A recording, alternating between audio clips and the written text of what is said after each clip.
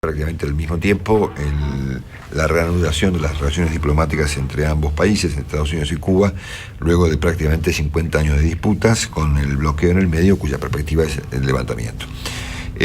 Obviamente acá hay un inconveniente para el presidente Obama en el plano parlamentario, porque obviamente él no controla ni la Cámara de Diputados ni la de Senadores, y veremos si tiene la suficiente muñeca política para poder conseguir los votos para iniciar esta etapa nueva. Al mismo tiempo, yo me imagino que el papel de Venezuela acá ha sido clave, como consecuencia que probablemente haya dejado de ser el financista de Cuba, como fue en su momento Rusia, ¿no es cierto? Y que tal vez ese papel lo ocupe en el futuro Estados Unidos. Con todo criterio, esta mañana Hilda Molina nos dijo que bueno, que este asunto era mejor o peor, pero que no resolvía la cuestión de fondo de Cuba, que es el tema de las libertades. Entonces yo quiero preguntarle a Jorge Castro si efectivamente él piensa que esto es un principio de algo y que efectivamente, como consecuencia de la reanudación de las relaciones diplomáticas y el eventual levantamiento del embargo, pues esto puede terminar como a modo de un proceso con que Cuba modifique su formato político, que sigue siendo obviamente un formato muy dictatorial. Jorge, qué gusto, buen día. Buenos días, ¿qué tal, Marcelo? ¿Cómo están ustedes? Muy bien. Pues sabés que hablamos hoy con Hilda Molina y nos dijo esto con todo criterio. Dijo, bueno, esto puede ser mejor o peor, las embajadas, los intercambios de prisioneros y las inversiones, y eventualmente el embargo, pero esto no resuelve el problema de que Cuba sigue siendo un régimen dictatorial, ¿no es cierto? Y tiene razón, ¿eh? Bueno, quizá lo que se podría señalar en este sentido, Marcelo, es que lo que ha ocurrido en el día de ayer con el restablecimiento de relaciones diplomáticas entre Cuba y Estados Unidos es un acontecimiento mayor de la política internacional de esta parte del siglo. No solo implica el restablecimiento de relaciones diplomáticas entre dos países que habían establecido una situación de ruptura en los últimos 50 años, sino que además, en el día de ayer, el presidente Barack Obama, en ejercicio de sus atribuciones ejecutivas, tomó una serie de medidas que prácticamente eliminan las restricciones para el viaje de la comunidad cubana norteamericana a la isla, por un lado, y por el otro, en lo que se refiere a la transferencia de recursos financieros desde Estados Unidos hacia la isla de Cuba. El dato más importante a tomar en cuenta acá, Marcelo, es que en los últimos 6 años el presidente Raúl Castro está realizando un intenso proceso de reformas, el más importante de los cuales es el surgimiento de una economía privada capitalista constituida por unos 500.000 nuevos empresarios, medianos y pequeños, todos los cuales a partir de ahora van a recibir, y probablemente en gran escala, recursos financieros de sus familiares o amigos de la comunidad cubana norteamericana, que a su vez es uno de los sectores de la sociedad estadounidense de mayores niveles de ingreso y de más alta influencia en materia política y cultural de los Estados Unidos. En este sentido, lo que está ocurriendo en Cuba es una aceleración de una tendencia previa, que es la del reencuentro de los dos sectores en los que está dividida la comunidad cubana en los últimos 60 años, que es por un lado la población cubana de la isla y por el otro lado la comunidad cubana norteamericana. Por eso es que el reconocimiento realizado por los dos presidentes, Barack Obama y Raúl Castro, al papel mediador del Papa Francisco, hay que advertir además que esto es propio de la intervención que realiza ya la Iglesia Católica cubana, que se ha convertido en el principal aliado estratégico del proceso de reformas que encabeza el presidente Raúl Castro en la isla. En este sentido, tanto la mediación del Papa Francisco como la intervención como aliado del Raúl Castro de la Iglesia cubana en la isla implican hasta qué punto la Iglesia Católica se ha transformado, tanto en el Vaticano como en Cuba, en un protagonista de un acontecimiento de escala mundial. Sí.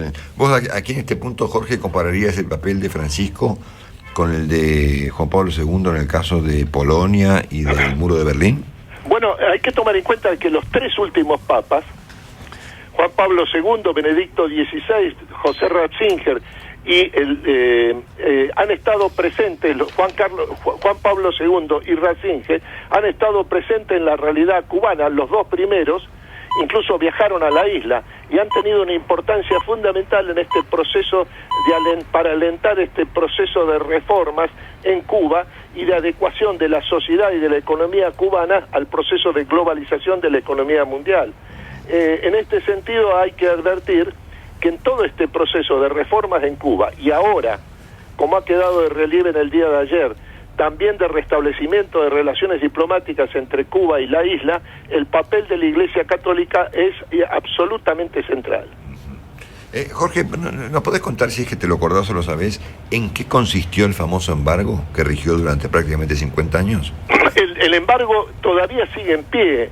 Son medidas establecidas a partir de la ruptura del año 1961, que establecen por ley del Congreso de los Estados Unidos impedimentos para realizar contratos de carácter comercial, de tráfico comercial entre Estados Unidos y la isla.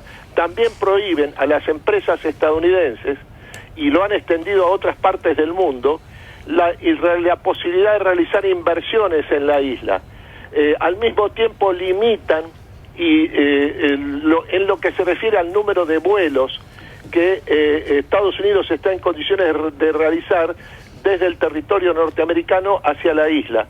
Todo esto acompañado de medidas de seguridad referidos a la presencia en los Estados Unidos de ciudadanos de nacionalidad cubana.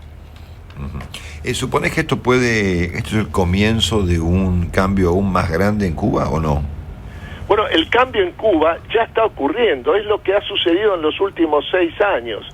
El dato más importante a tomar en cuenta es que el presidente Raúl Castro, que se ha hecho cargo del poder después de que dejó el ejercicio del poder político Fidel Castro, lo que está realizando es un proceso de reformas, en donde para realizar este proceso de reformas lo más importante es la creación de actores sociales de nuevo tipo que impulsen el proceso de transformación de la sociedad cubana norteamericana, de la sociedad cubana. De ahí la importancia del surgimiento de esta corriente empresarial de 500.000 pequeños y medianos empresarios surgidos en los últimos 6 años por impulso del gobierno del presidente Raúl Castro en alianza estratégica con la Iglesia cubana de la isla.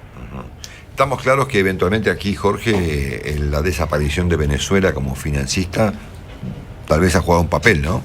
Bueno, sin duda juega ese papel. El punto fundamental es que la importancia de la provisión de petróleo de Cuba, que ha sido el sustento de la alianza estratégica con el régimen venezolano en los últimos años, hay que colocarlo ahora cada vez más en el contexto de este proceso de reformas internas, donde el punto fundamental de este proceso de reformas internas es lo que implican como reconciliación nacional, social, familiar, cultural, entre los dos segmentos en los que está dividido en los últimos 60 años la comunidad cubana. Por un lado, la comunidad cubana de la isla, y por el otro lado, la comunidad cubana norteamericana.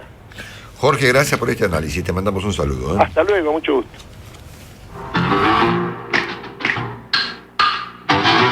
Marcelo Longobardi está en Mitre cada mañana.